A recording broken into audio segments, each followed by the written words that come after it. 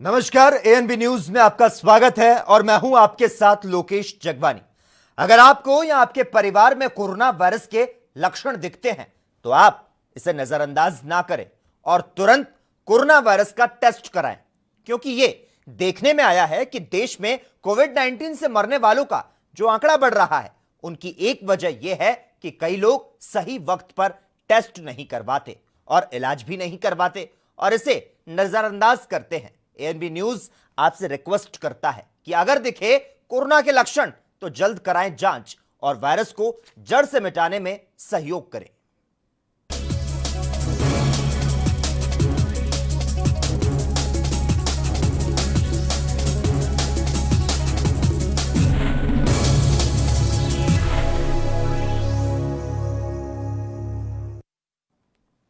अपने उत्तराखंड में आपका स्वागत है। मुख्यमंत्री त्रिवेंद्र सिंह रावत ने दून विश्वविद्यालय में स्कूल ऑफ सिनेमैटिक स्टडीज की स्थापना करते हुए फिल्म शिक्षा पर कोर्स प्रारंभ किए जाने के निर्देश दिए हैं। उन्होंने कहा कि इसके लिए विशेषज्ञों का एक वर्किंग ग्रुप बनाया जाए। इसमें फिल्म जगत और फिल्म शिक्षा के अनुभवी लोगों को नामित किया जाए। प्रसिद्ध राष्ट्रीय और अंतर्राष्ट्रीय स्तर की शिक्षण संस्थाओं की ओर से संचालित पाठ्यक्रमों का अध्ययन कर कोर्स डिजाइन किए जाएं। पाठ्यक्रम आने वाले समय में फिल्म उद्योग की मांग के अनुरूप हो और इसमें स्नातक डिग्री और लॉजिस्टिक प्रोडक्शन के सर्टिफिकेट और डिप्लोमा कोर्स भी संचालित किए जा सकते हैं। इस मौके पर मुख्यमंत्री त्रिवेंद्र सिंह रावत ने फिल्म शूटिंग के लिए ऑनलाइन अनुमति के लिए पोर्टल का शुभारंभ किया।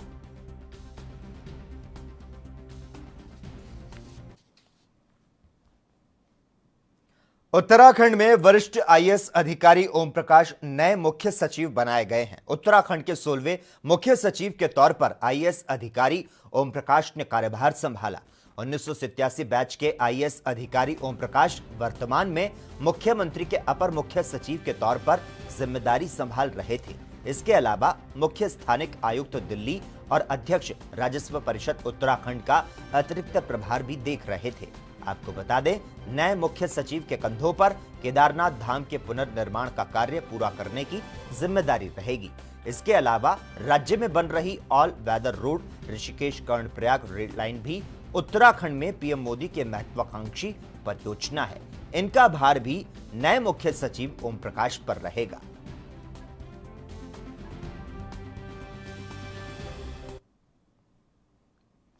हरिद्वार में चोरों के हौसले इस कदर बुलंद हैं कि केंद्रीय कैबिनेट मंत्री और हरिद्वार सांसद रमेश पोखरियाल निशंक के कैंप कार्यालय आवास पर ही धावा बोल दिया। कार्यालय के अंदर काफी तोड़फोड़ की गई और कार्यालय में रखा कई सामान भी चोर अपने साथ लेकर चले गए। आपको बता दें, कैबिनेट मंत्री मदन कौशिक के घर से चंद कदमों की दूरी पर सांसद रमेश पोखरियाल निशंक का ये कार्यालय है। सूचना मिलने पर मौके पर पहुंची पुलिस ने फिलहाल मामले की छानबीन शुरू कर दी है।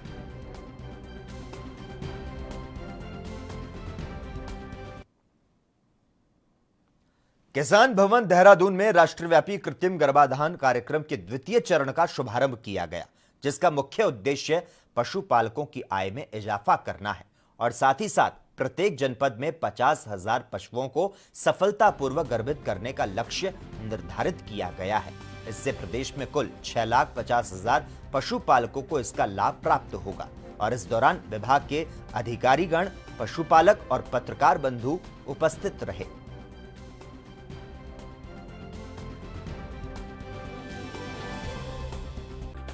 राष्ट्रव्यापी कृत्रिम गर्भाधान का कार्यक्रम हम लोग का 1 अगस्त से प्रारंभ होने जा रहा है, जिसकी शुरुआत हमने 31 जुलाई से इसलिए करनी पड़ी क्योंकि शनिवार और संडे को जो है लॉकडाउन की संभावना प्रतीत हो रही थी, लेकिन हमने आज से इसकी शुरुआत कर दी है और ये पूरा देशव्यापी अभियान है।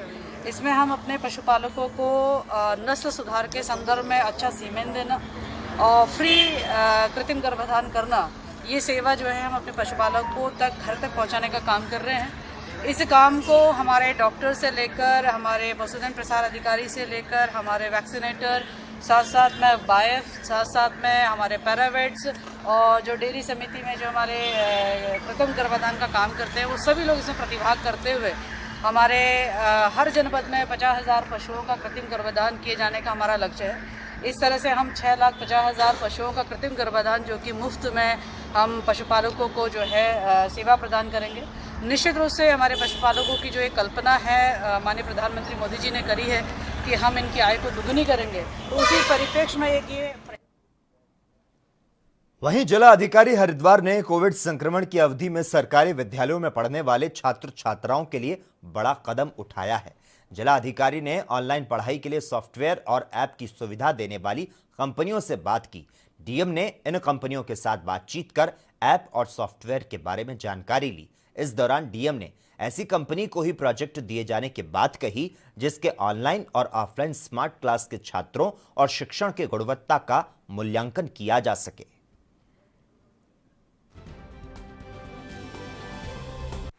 आज गवर्नमेंट स्कूल्स में लगभग 300 स्कूल्स के आसपास जो है हम लोग स्मार्ट क्लासेस लगाने के लिए अल्पसंख्यक विभाग के माध्यम से 3 PSUs का प्रेजेंटेशंस लेते हैं। बहुत जल्दी जो है इनमें से जो सारे फीचर्स सहित जो प्रपोजल देंगे उनका फाइनल करा करके हमारा 300 के आसपास जो स्कूल्स हैं वहाँ पे इसको चालू करने जा रहे हैं। आगामी त्योहार रक्षाबंधन और ईद को देखते हुए गदरपुर में उप जिलाधिकारी AP बाजपेयी ने अमन कमेटी की बैठक बुलाई, जिसमें सभी मौजूद वरिष्ठ लोगों से आने वाले त्योहारों को सोशल डिस्टेंसिंग का पालन करते हुए शांतिपूर्वक तरीके से मनाने की अपील की। एसडीएम ने निर्देश देने के साथ ही चेतावनी देते हुए कहा कि जो भी नियमों का उल्लंघन करेगा उसके विरुद्ध कड़ी कार्रवाई की जाएगी। तो वहीं नगरपालिका अध्यक्ष गुलाम गौस ने कहा कि नगरपालिका क्षेत्र में पशुपालकों को नोटिस भेजने के साथ ही अपील भी की गई कि अपने पशुओं को खुले में ना छोड़ें, जिससे कि आगामी त्योहारों के मद्देनजर किसी प्रकार का माहौल खराब ना हो।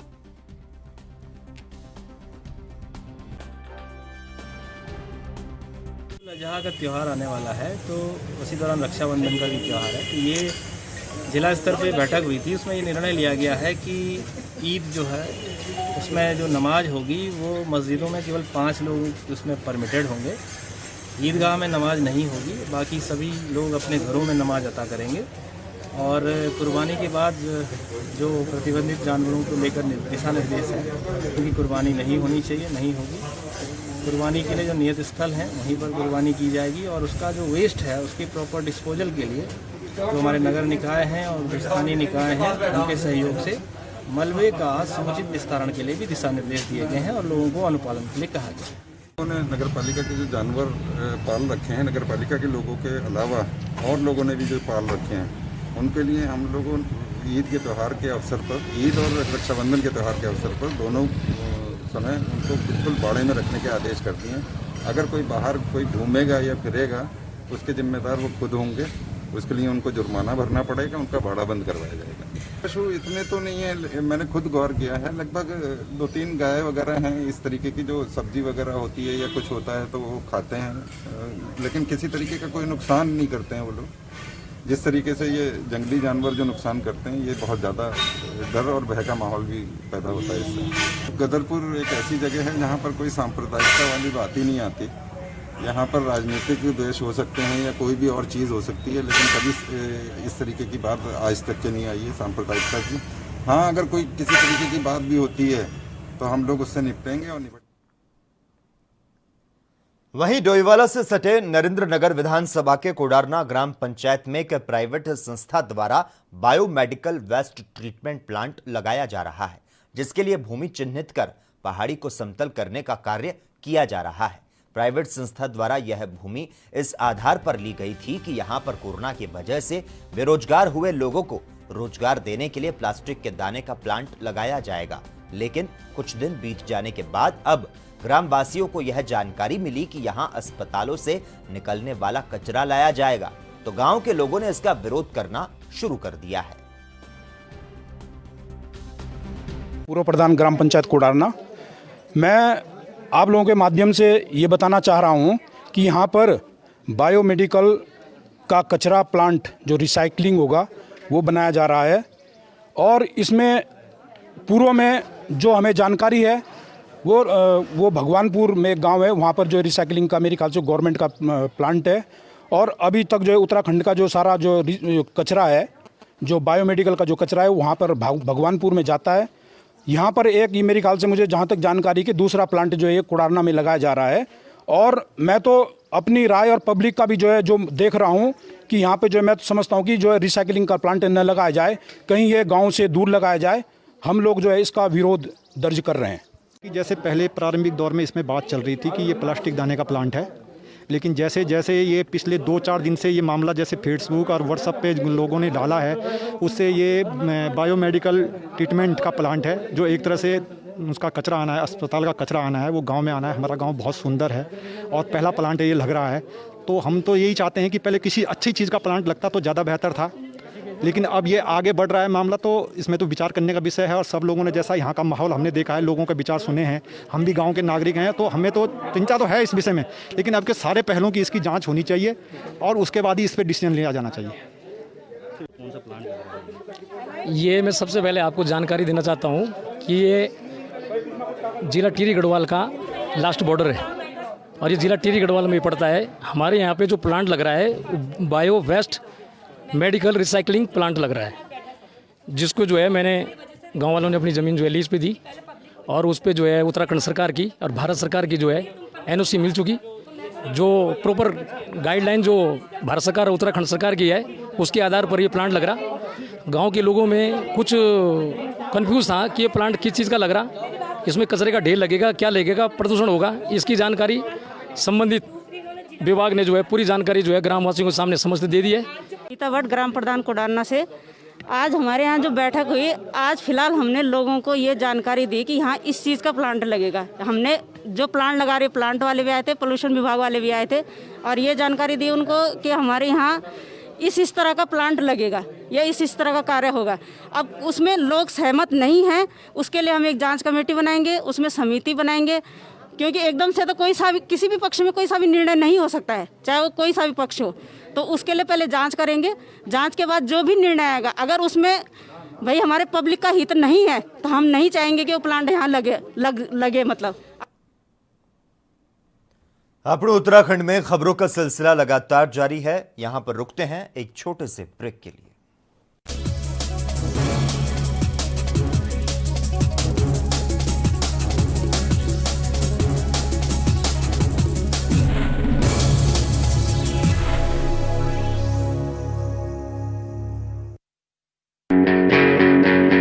All India ISC Class 12 topper Sumit Kumar Tripathi of CMS Gomti Nagar, who secured 99.75%, was awarded Rs 2 lakhs as prize by CMS. Online classes in CMS will continue till the government reopens the schools. Prescribed syllabus, book list and timetable available on www.cmseducation.org. Admissions in CMS for Montessori, nursery to class 11th are open. Contact concerned CMS campus.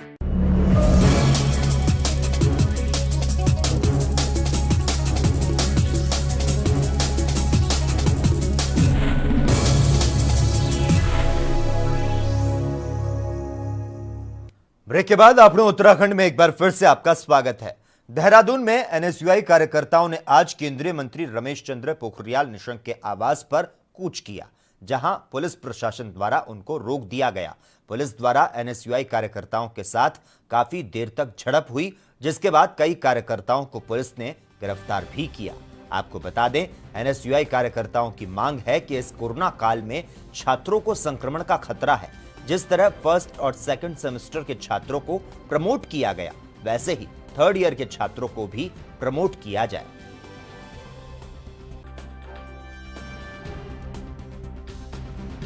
का जो है HRD minister उनका आवाज घेराव करने की कोशिश की गई एनएसयूआई की, क्या कुछ गिरफ्तारियां हुई है और आगे क्या कुछ रणनीति रहेगी एनएसयूआई? देखिए, जिस प्रकार से लगातार हम लोग अंतिम वर्ष के छात्रों को प्रमोट करने की मांग सरकार से कर रहे हैं, एचआरडी मिनिस्ट्री द्वारा यह गाइडलाइंस आती है कि अंतिम वर्ष के छात्रों की परीक्षा कराई जाएगी, जो कि छात्रों के ऊपर जान का खतरा है। हम लगातार छात्रों को प्रमोट करने की मांग कर रहे हैं। जिस प्रकार से प्रथम और द्वितीय वर्ष के छात्रों को प्रमोट किया जा रहा है, उसी प्रकार से अंतिम वर्ष के छात्रों को भी प्रमोट किया जाए। रुड़की की जॉइंट मजिस्ट्रेट नमामि बंसल की ओर से महिलाओं को रोजगार और स्वावलंबी बनाने के लिए अनोखी पहल की गई। पहली बार रक्षाबंधन पर रुड़की जेल में बंद महिला बंदी रक्षकों की ओर से बनाई गई राखियों के स्टॉल रुड़की तहसील में लगाए गए, जिसका शुभारंभ फीता काटकर मेयर गौरव गोयल और जॉइंट मजिस्ट्रेट नमामि बंसल ने किया। जॉइंट मजिस्ट्रेट नमामि बंसल ने बताया कि उप कारागार की महिलाओं ने जिस कारीगरी का नमूना पेश किया है वह स्वयं में एक अद्भुत कार्य है। इससे महिला बंदियों को स्वरोजगार के साथ साथ स्वयं के आचरण को सुधारने का अवसर भी मिलता है। तो आपको बता दें, रुड़की की जॉइंट मजिस्ट्रेट नमामि बंसल की ओर से महिलाओं को रोजगार और स्वावलंबी बनाने के लिए अनोखी पहल की गई है। पहली बार रक्षाबंधन पर रुड़की जेल में बंद महिला बंदी रक्षकों की ओर से बनाए गए राखियों के स्टॉल रुड़की तहसील में लगाए गए, जिसका शुभारंभ फीता काटकर मेयर गौरव गोयल और जॉइंट मजिस्ट्रेट नमामि बंसल ने किया। जॉइंट मजिस्ट्रेट नमामि बंसल ने यह बताया कि उप कारागार की महिलाओं ने जिस कारीगरी का नमूना पेश किया है वह स्वयं में एक अद्भुत कार्य है और इससे महिला बंदियों को स्वरोजगार के साथ साथ स्वयं के आचरण को सुधारने का अवसर भी मिलता है।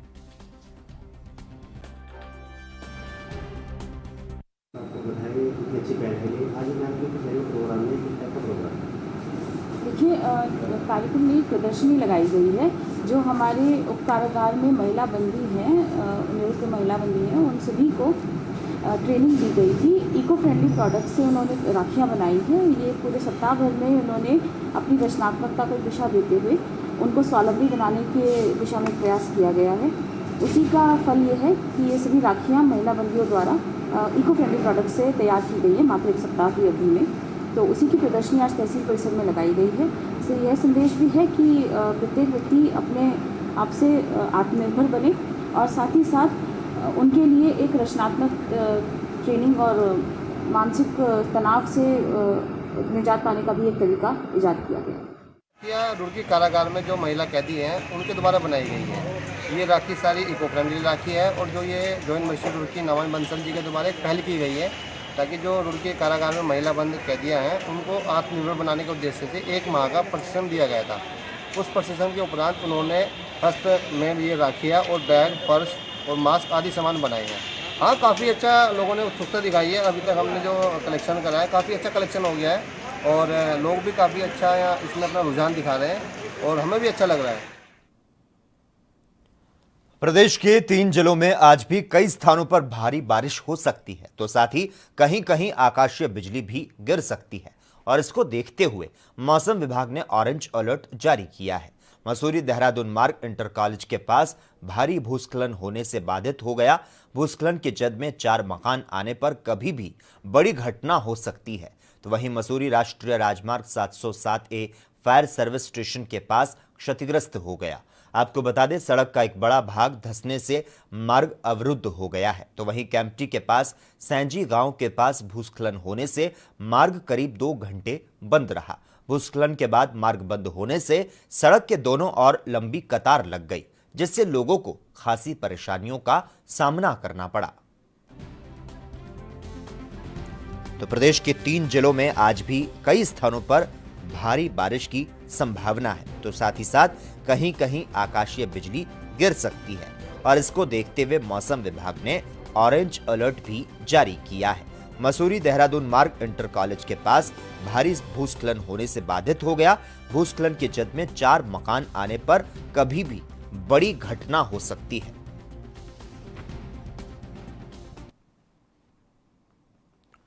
वहीं रुद्रप्रयाग में डाटपुलिया के सामने बद्रीनाथ राजमार्ग अवरुद्ध है। केदारनाथ हाईवे पर संगम बाजार में स्कूटी सवार पर पत्थर गिरने से मौत हो गई। मृतक जखोली ब्लॉक के मखेत गांव का बताया जा रहा है। युवक रुद्रप्रयाग से अगस्त मुनि की तरफ जा रहा था। रुद्रप्रयाग के घेंगड़ खाल में पहाड़ी से गिरे पत्थर की चपेट में आने से मौत हो गई।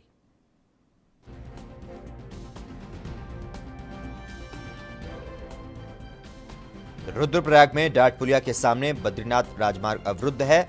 आपको बता दें, केदारनाथ हाईवे पर संगम बाजार में स्कूटी सवार पर पत्थर गिरने से मौत हो गई। रुद्रप्रयाग के घेंगड़ खाल में पहाड़ी से गिरे पत्थर की चपेट में आने से महिला की मौत हो गई है।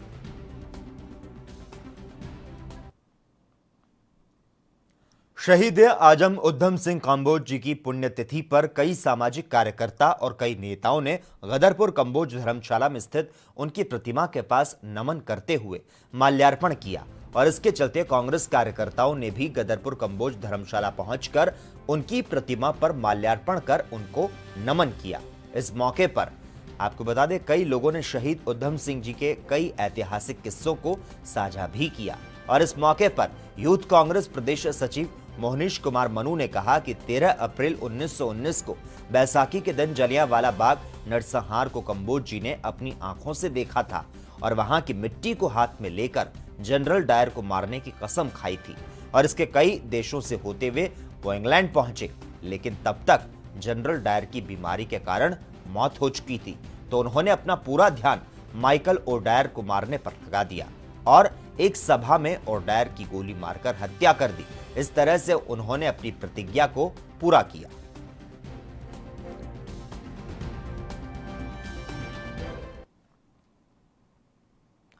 मसूरी पुलिस की ओर से आगामी त्योहारों को देखते हुए मोटरसाइकिल से फ्लैग मार्च निकाला गया और इस दौरान सोशल डिस्टेंसिंग, मास्क पहनने और घर पर रहने की हिदायत दी गई।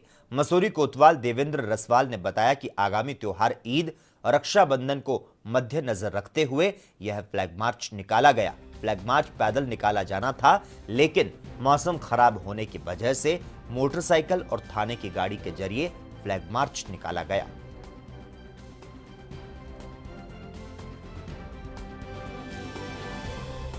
ये हमारा मार्च जो है लाइब्रेरी चौक से और आगे सीरी बस स्टैंड लंडौर तक जो है ये हमारे द्वारा मार्च निकाला गया था। मोटर बाइक के रूप में निकाला गया था, क्योंकि डिस्टेंस थोड़ा ज़्यादा था, इसलिए पैदल मार्च जो है हम लोग निकाल नहीं पाए थे और मौसम का भी हिसाब किताब थोड़ा गड़बड़ है। ये मेन हमारा ऐसा है कि लोगों में जो है सोशल डिस्टेंसिंग की भावना, मास्क पहनने की जो है हम लोग उसको प्रेरित करने के लिए हमारे द्वारा जो है ये निकाली गई थी, फ्लैग मार्च निकाला गया था। इसके साथ साथ जो है आने वाले वक्त में जो है कल ईद है और 3 तारीख को जो है हमारा जो है ये रक्षाबंधन का त्योहार है। उसके अलावा 5 अगस्त को भी अयोध्या में जो है मंदिर का जो है नींव रखी जानी है। तो इस संबंध में सभी धर्मों को हम आपस में मिलजुल कर जो है रहने के लिए जो हम लोग जो है एक यात्रा निकालेंगे, ताकि समय सुरक्षा की भावना रहे, कोई जो है कानून अपने हाथ में ले। इस चीज के हमने जो है मैसेज के रूप में हमने जो है फ्लैग मार्च निकाला गया। वहीं रुड़की में बिना विकास प्राधिकरण की अनुमति के धड़ल्ले से चल रहे निर्माण कार्य पर अब कार्रवाई हो गई है। विकास प्राधिकरण के सहायक अभियंता डीएस रावत ने तेजी से कार्रवाई करते हुए सिविल लाइन में चल रहे अवैध निर्माण पर रोक लगवा दी। विकास प्राधिकरण के सहायक अभियंता डीएस रावत ने बताया कि मीडिया की ओर से दी गई सूचना पर उन्होंने मौके पर जाकर देखा तो मौके पर अवैध रूप से निर्माण कार्य किया जा रहा था, जिसकी अनुमति हरिद्वार रुड़की विकास प्राधिकरण से नहीं ली गई थी।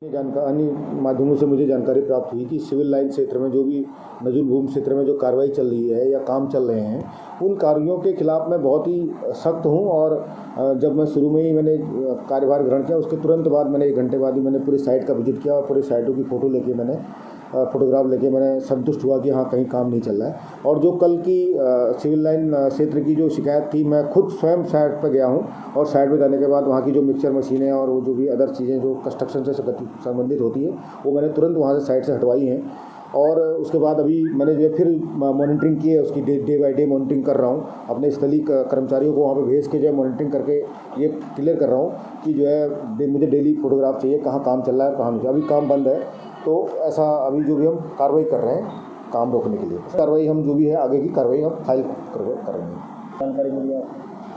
जी बिल्कुल, मीडिया के माध्यम से मिल रही है। मीडिया भी हमारा बहुत सहयोग करती है, क्योंकि हम इलीगल कंस्ट्रक्शन में इतने हमको जो भी संज्ञान आता है आपके माध्यम से और पब्लिक के माध्यम से, उसके लिए आप धन्यवाद है आप मीडिया को। और ऐसे ही हम सहयोग की अपेक्षा आप लोगों से करते हैं। आगामी त्योहार रक्षाबंधन और ईद को देखते हुए गदरपुर में उप जिलाधिकारी एपी वाजपेयी ने अमन कमेटी की बैठक बुलाई, जिसमें सभी मौजूद गणमान्य लोगों से आने वाले त्योहारों को सोशल डिस्टेंसिंग का पालन करते हुए शांतिपूर्वक तरीके से मनाने की अपील की गई। तो साथ ही विशेष दिशा निर्देश दिए गए। तो वहीं नगर पालिका अध्यक्ष गुलाम गौस ने कहा कि नगर पालिका क्षेत्र में पशुपालकों को नोटिस भेजने के साथ ही अपील की गई है कि अपने पशुओं को खुले में ना छोड़े, जिससे कि आगामी त्योहारों के मद्देनजर किसी प्रकार का माहौल ना खराब हो।